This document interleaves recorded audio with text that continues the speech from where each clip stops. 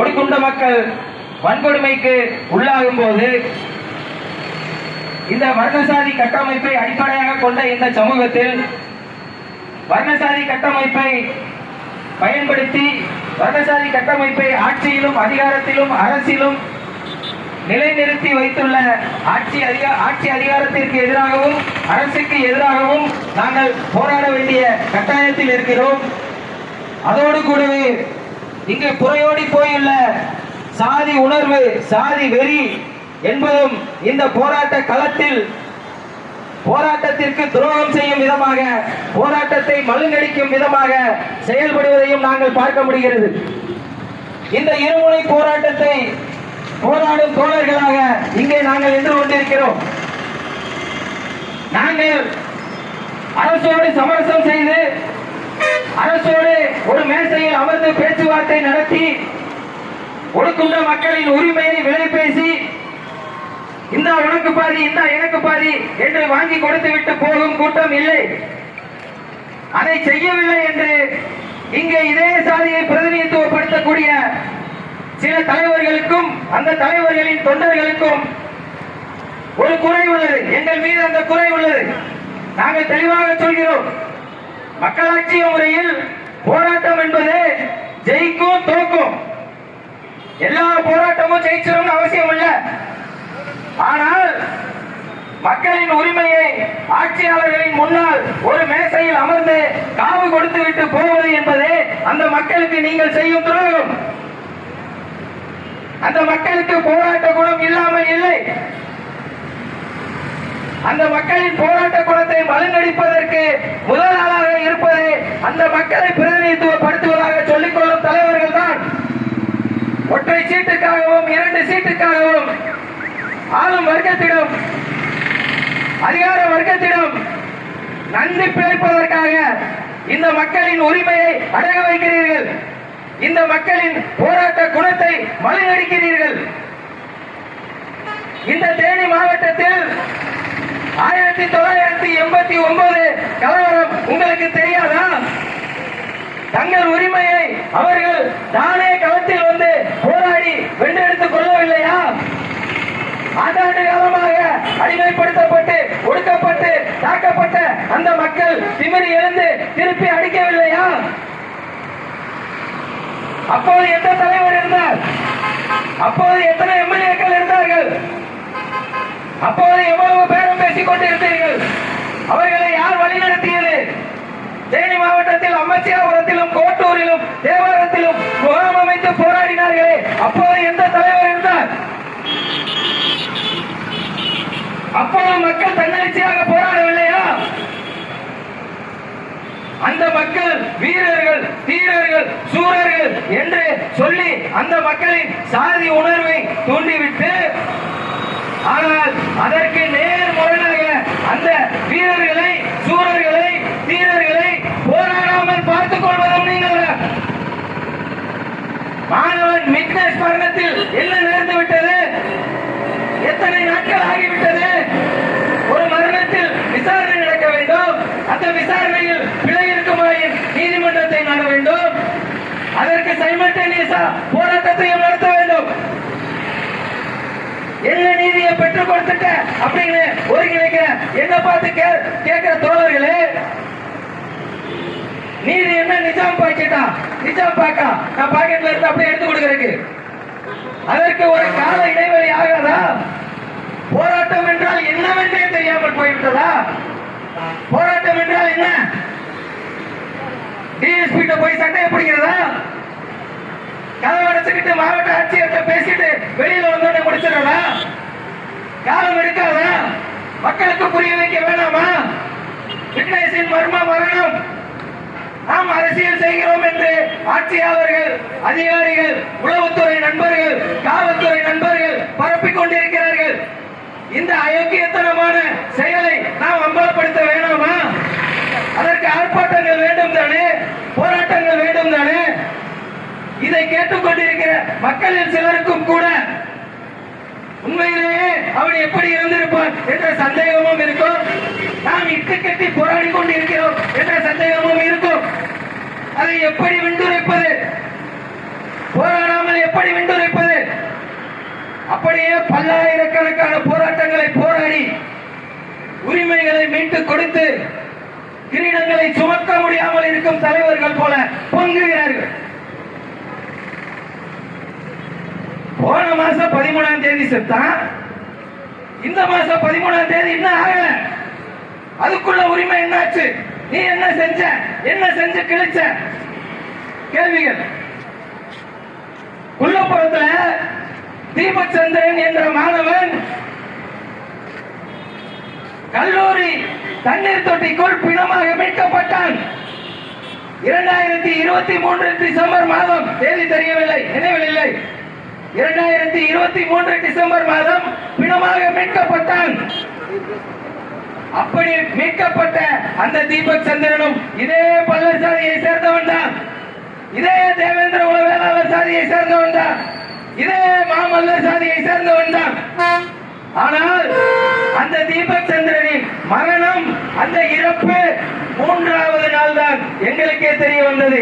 தேனி மாவட்டத்தில் இருக்கக்கூடிய போராளிகள், தேனி மாவட்டத்தில் இருக்கக்கூடிய முற்போக்கு இயக்கங்கள், ஆற்றல்கள், கட்சிகளுக்கு அவன் இருந்து 3வது நாள் தான் தகவல் வந்தது. அப்ப 2 நாளா யாரா அறுத்துக்கிறீங்க? அதெல்லாம் நீதிய அப்படியே நட்டுட்டு வந்து எங்களை கேள்வி வைக்கிறீங்களா? அதிகார வர்க்கத்தை, ஆட்சியாளர்களை, அரசை எதிர்க்க திராணி இல்லைன்னா தெம்பா திண்ணையில ஏறிக்க.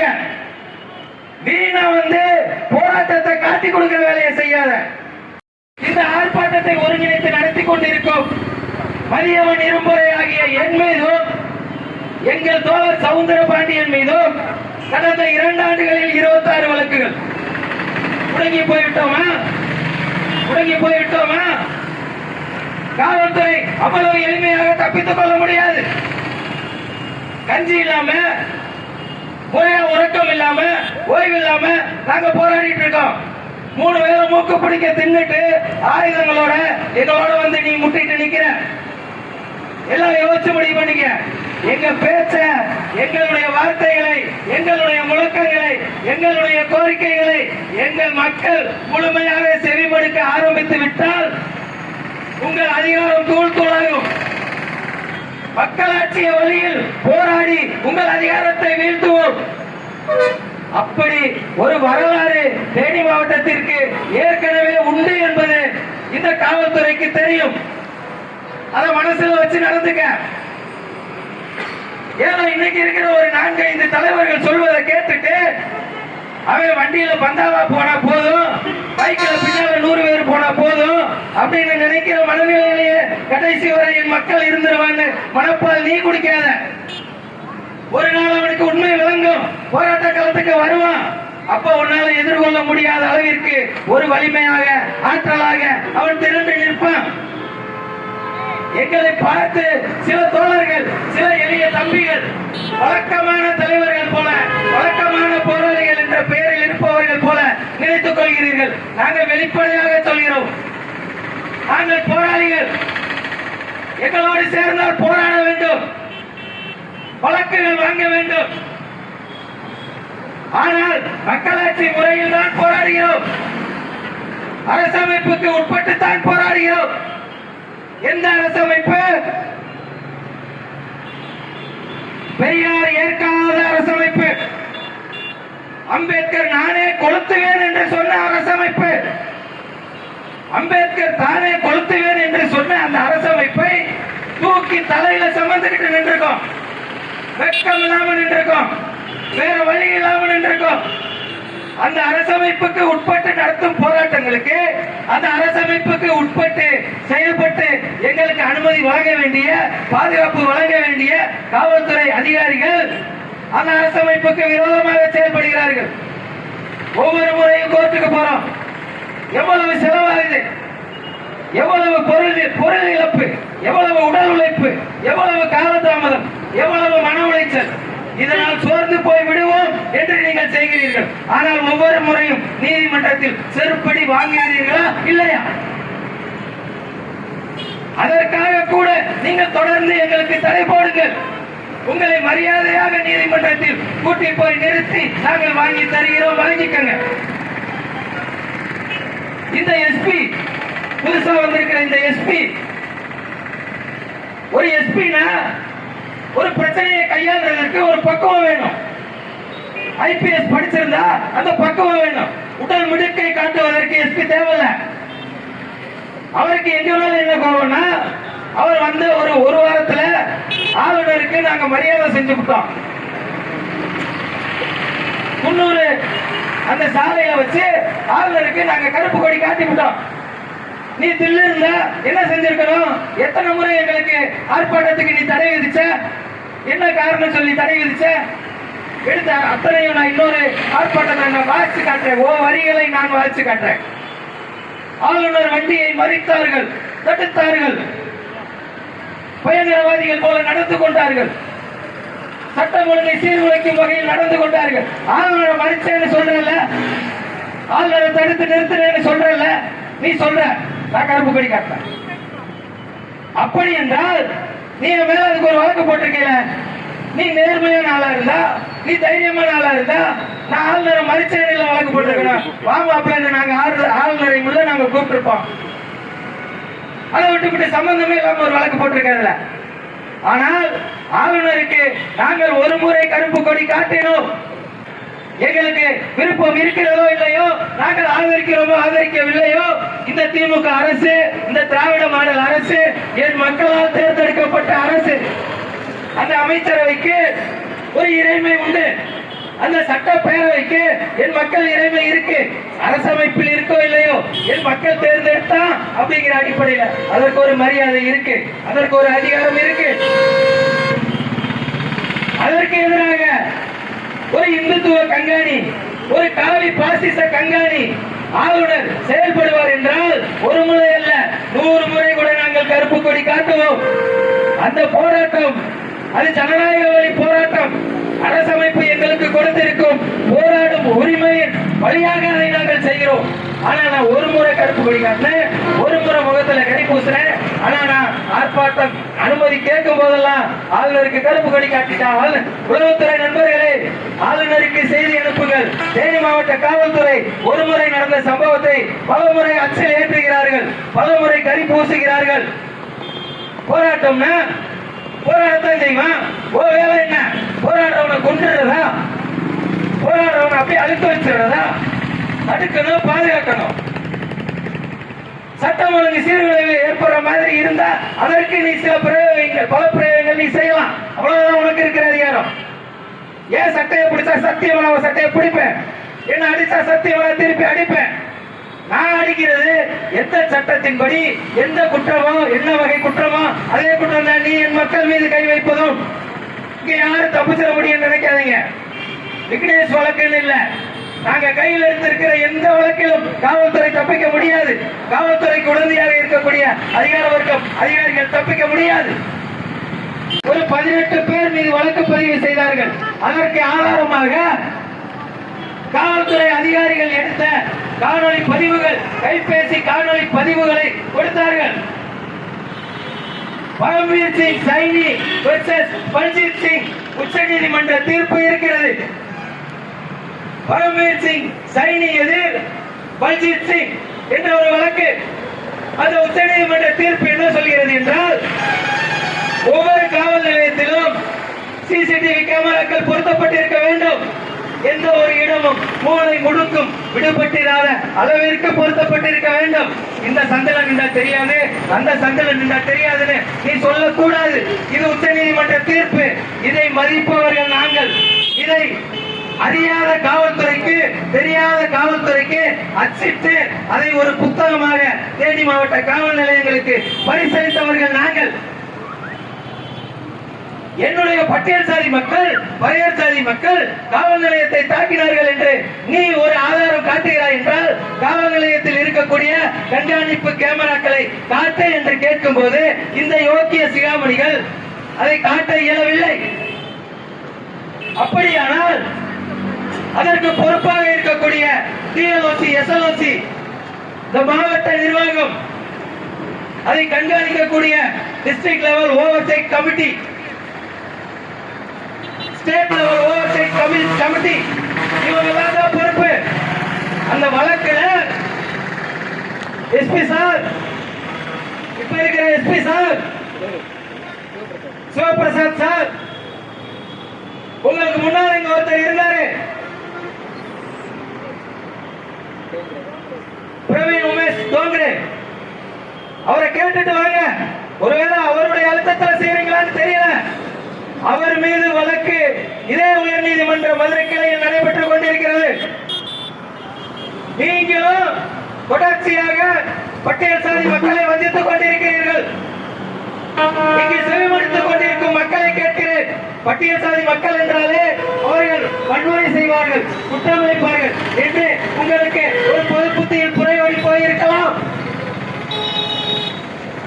நாங்கள் சொல்கிறோம், அப்படிப்பட்ட வழக்கில் பெருங்குற்றவாளிகளாக முதன்மையாக காவல்துறை அதிகாரிகள் இருக்கிறார்கள், அரசு ஊழியர்கள் இருக்கிறார்கள், சில எங்க தோழர்களும் இருக்கிறாங்க. எல்லாத்தையும் சேர்த்து தான் நாங்க கவனிச்சுக்கிறோம். நாங்க நினைச்சா இந்த தேனி மாவட்டத்தில் ஏற்கனவே பக்தி எரிஞ்சு அணைஞ்சிருக்கிற இந்த தேனி மாவட்டத்தில் விக்னேஷ் வழக்கை பொறுத்தவரை அந்த மாணவர்கள், இந்த மாணவர்கள் இவன் காரணம் அவன் காரணம் அப்படின்னு சொல்லி ஒரு தேவர் சாதியை சேர்ந்தவன, ஒரு வன்னிய சாதியை சேர்ந்தவன, ஒரு கல்ல மண்ணா மரவ மண்ணா வன்னிய மண்ணான்னு சொல்லி கொளுத்தி போட்டு போயிருக்க முடியாதா? அதை நாங்க செய்யல. எதுவா இருந்தாலும் தீர விசாரிக்கணும். ஆனா நீங்க சொல்ற விசாரணையில் நீங்க சொல்ற காரணங்கள் ஏற்புடையதாக இல்லை. எந்த ஒரு பாமரனும் ஏற்றுக்கொள்வதாக உங்கள் வாதங்கள் இல்லை. எறும்பு கடிச்சு இறந்துட்டான்னு ஒரு அதிகாரி சொல்றாரு. சரி, அந்த அதிகாரிக்கு அறிவில் தானே வச்சுக்கிறோம். எல்லா அதிகாரிக்கு அறிவு இருக்கணும்னு அவசியம் இல்ல. முட்டாள் அதிகாரிகளும் இருப்பாங்க. சரி, ஏதோ ஒரு விதிவிலக்கு பாத்துக்கலாம். அதுக்கப்புறம் டிஎஸ்பி வர எங்களுக்கு எல்லாம் தெரியும். கமல் கேட்ட மாதிரி தான் கேட்க. அப்ப எனக்கு அறிக்குது எங்க இருக்குதுன்னு சொல்லிட்டு எல்லாம் தெரியுமா? அப்படித்தான் கேட்க வேண்டியது. ஏன்னா அதிகாரிகள் பாமர மக்களை விட முட்டாள்தனமாக நடந்து கொள்பவர்களாக இருக்கிறார்கள். இந்த பிரச்சனை இத்தனை பெரிதாவதற்கு முதன்மை காரணம் டிஎஸ்பி சுனில், ஓடி சரக டிஎஸ்பி சுனில் அவர்கள். அதெல்லாம் நாங்க பார்த்துட்டோம். எறும்பு அடிச்சிருச்சு, செத்துட்டான், அதுல எந்த சந்தேகமும் இல்ல இப்படின்னு சொல்லி அந்த மக்களை அந்த இடத்தில் போராட தூண்டியது, தெரிந்தோ தெரியாமலோ போராட தூண்டியது காவல்துறை. போராட்ட களத்திற்குள் இறக்கி விட்டது காவல்துறை. நாங்கள் முறையாக கேள்வி கேட்டோம். எஸ்பி இன்ஸ்பெக்டர் சரவணன் சாரை பார்த்து நாங்க என்ன கேட்டோம்? 14ஆம் தேதி மனச்சாட்சி உள்ள மக்களே, உங்களுக்கு நாங்கள் பிணத்தை வாங்க மறுத்து பிண அரசியல் செய்கிறோம் என்று உங்களுக்கு புகட்டுவார்கள், நம்பாதீர்கள். 13ஆம் தேதி செத்த விக்னேஷை 14ஆம் தேதி நாங்கள் பெற்றுக் கொள்கிறோம். நீங்கள் பிணக்கூராய்வு செய்யுங்கள். ஆனால் பிணக்கூராய்வை காணொலி பதிவு செய்யுங்கள். இன்கொஸ்ட் பண்றதுக்கு முன்னாடி எங்களை புகைப்படம் எடுக்க அனுமதிங்க. பிரிலிமினரி ரிப்போர்ட் என்று சொல்லப்படும் முதற்கட்ட பிணக்கூராய்வு அறிக்கையை கொடுங்கள். இப்போதே பிணக்கூராய்வு செய்யுங்கள். உடலை நாங்கள் வாங்கி கொண்டு செல்கிறோம் என்றுதான் சொன்னோம். இது சத்தியம். ஆனால் அவ்வாறு அந்த வழக்கை நகர்த்தாமல், இதை செய்து கொடுத்து அந்த பிரச்சனையை முடிக்காமல் அதை போராட்டமாக தூண்டிவிட்டது, போராட்டமாக வளர்த்து விட்டது தேனி மாவட்ட காவல்துறை. இதனால்தான் சிபிசிஐடிக்கு மாற்ற சொல்லி கேட்கும் அளவிற்கு இந்த இடம் நிற்கிறது. தொடக்கம் முதலே தேனி மாவட்ட காவல்துறை விக்னேஷ் மரணத்தில் அவன் பல்ல, அவன் தேவேந்திர வேளாளர் சாதியை சேர்ந்தவன் அப்படிங்கிற சாதிய கண்ணோட்டத்தில் நடந்துக்குது. 23ஆம் தேதி செத்த விக்னேஷுக்கு, 13ஆம் தேதி செத்த விக்னேஷுக்கு 24ஆம் தேதி அந்த விசாரணை அதிகாரி, ஐஓ விசாரணை அதிகாரி கோபிநாத் அவர்களிடம் 13ஆம் தேதி அவன் அட்டெண்டன்ஸ் பிரசன்டா ஆப்சென்டான்னு கேட்டா, அப்படியா அதை நான் இன்னும் பார்க்கல அப்படிங்கிற. நீங்களே சொல்லுங்க மக்களே, ஒரு விசாரணை அதிகாரி மர்ம மரணம், எதிர்கட்சி தலைவர்கள்